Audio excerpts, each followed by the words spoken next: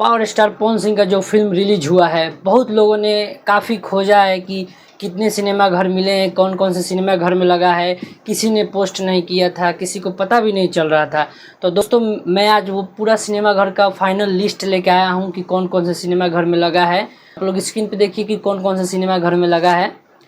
तो सबसे पहले पायल मोतिहारी में, शंकर सीतामढ़ी, चित्रानी बेगूसराय, दीपा घोड़ासहन, सोना रक्सौल, पंकज छपरा, सिनेपॉलिक्स मुजफ्फरपुर, श्याम मुजफ्फरपुर, अमर सुरसंड और चंद्रा बरगनिया और सिनेपॉलिक्स पी एंड मॉल जो पवन सिंह स्टोरी में लगा के बताए थे कि उसमें लगा है। तो काफ़ी लोग इसमें भी देखने गया है, इसका रिव्यू आया हुआ था।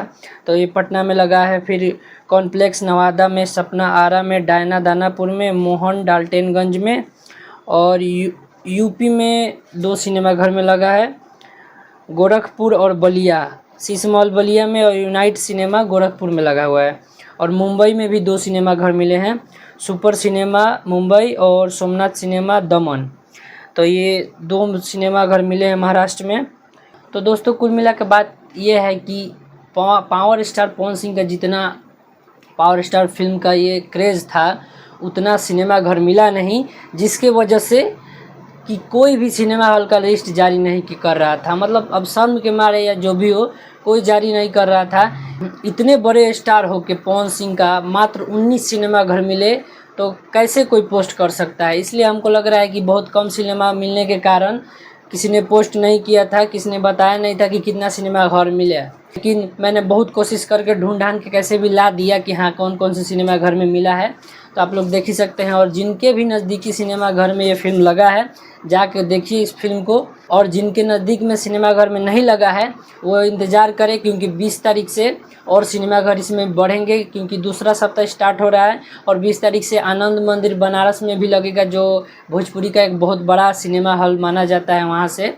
तो वहाँ से भी 20 तारीख को उसमें लग जाएगा। और 20 तारीख को बिहार में भी सिनेमा हॉल बढ़ने का आशंका है।